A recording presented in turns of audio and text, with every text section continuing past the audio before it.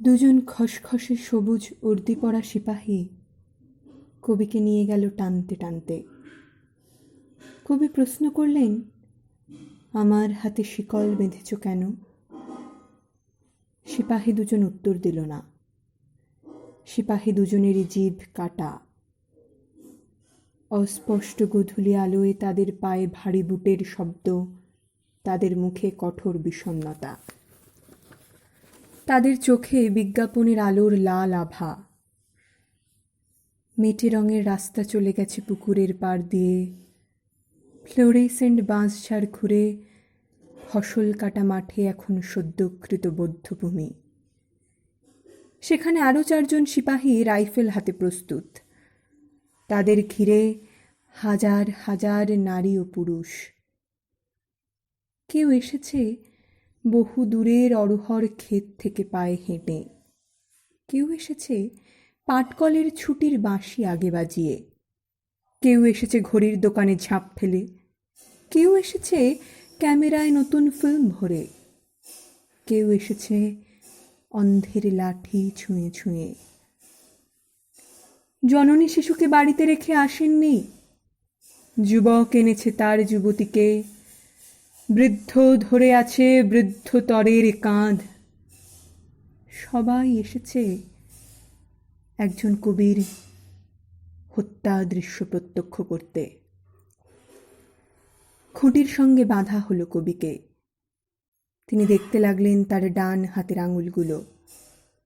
কনিষ্ঠা একটি তিল, অনামিকা অলঙ্কারহীন, মধ্যমায় সৎ টনটনে ব্যথা, তর্জনী সংকেতময়, বৃদ্ধাঙ্গুলি বিভৎস বিকৃত। কবি সামান্য হাসলেন। একজন সিপাহীকে বললেন, আঙুলে রক্ত জমে যাচ্ছে হে, হাতের শিকল খুলে দাও। সহস্র জনতার চিৎকারে সিপাহীর কান সেই মুহূর্তে বধির হয়ে গেল। জনতার মধ্য থেকে একজন বৈজ্ঞানিক বললেন একজন কসাইকে, পৃথিবীতে মানুষ যত বাড়ছে ততই মুরগি কমে যাচ্ছে। একজন আদার ব্যাপারী জাহাজ মার্কা বিড়ি ধরিয়ে বললেন, কাঁচা লঙ্কাতেও আজকাল তেমন ঝাল নেই। একজন সংশয়বাদী উচ্চারণ করলেন আপন মনে, বাপের জন্ম একসঙ্গে এত বেজন্মা দেখিনি শালা। পরাজিত এমএলএ বললেন একজন ব্যায়ামবিদকে, কুচকিতে বড় আমবাত হচ্ছে হে আজকাল। একজন ভিখিরি খুচরো পয়সা ভাঙিয়ে দেয় বাদামওয়ালাকে। একজন পকেটমারের হাত অকস্মাৎ অবশ হয়ে যায়। একজন খাটোয়াল বন্যার চিন্তায় আকুল হয়ে পড়ে। একজন প্রধানা শিক্ষয়িত্রী তার ছাত্রীদের জানালেন, প্লেটো বলেছিলেন। একজন ছাত্র একটা লম্বা লোককে পরামর্শ দেয়, মাথাটা পকেটে পড়ুন দাদা। এক নারী অপর নারীকে বলল, এখানে একটা গ্যালারি বানিয়ে দিলে পারত। একজন চাষি একজন জনমজুরকে পরামর্শ দেয়, বউটার মুখে ফলিডল ঢেলে দিতে পারো না। একজন মানুষ আরেকজন মানুষকে বলে, রক্তপাত ছাড়া পৃথিবী উর্বর হবে না। তবু কারা যেন সমস্বরে চেঁচিয়ে উঠল, এ তো ভুল লোককে এনেছে, ভুল মানুষ, ভুল মানুষ।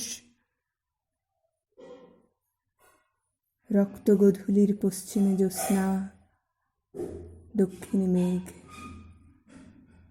বাঁশবনে ডেকে উঠল বিপন্ন শেয়াল। নারীর অভিমানের মতন পাতলা ছায়া ভাসে পুকুরের জলে। ঝুমঝুমির মতন একটা বকুল গাছে কয়েকশো পাখির ডাক। কবিতার হাতের আঙুল থেকে চোখ তুলে তাকালেন জনতার কেন্দ্রবিন্দুতে। রেখা ও অক্ষর থেকে রক্ত মাংসের সমাহার তাকে নিয়ে গেল অরণ্যের দিকে। ছেলেবেলার বাতাবি লেবু গাছের সঙ্গে মিশে গেল হেমন্ত দিনের শেষ আলো। তিনি দেখলেন সেতুর নিচে ঘনায়মান অন্ধকারে এক গুচ্ছ জোনাকি। দমকা হাওয়া এলোমেলো হলো চুল। তিনি বুঝতে পারলেন সমুদ্র থেকে আসছে বৃষ্টিময় মেঘ। তিনি বৃষ্টির জন্য চোখ তুলে আবার দেখতে পেলেন অরণ্য, অরণ্যের প্রতিটি বৃক্ষের স্বাধীনতা। গাব গাছ বেয়ে মন্থরভাবে নেমে এলো একটি তক্ষক। ঠিক ঘড়ির মতন সে 7 বার ডাকল। সঙ্গে সঙ্গে রিপুর মতন 6 জন বোবা কালা সিপাহী উঁচিয়ে ধরল রাইফেল, যেন মাঝখানে রয়েছে একজন ছেলে ধরা। এমন ভাবে জনতা ক্রুদ্ধস্বরে চেঁচিয়ে উঠল, ইনকিলাব জিন্দাবাদ। কবির শতপ্রবিত ঠোঁট নড়ে উঠল। তিনি অস্পষ্ট হৃষ্টতায় বললেন, বিপ্লব দীর্ঘজীবী হোক, মানুষের মুক্তি আসুক।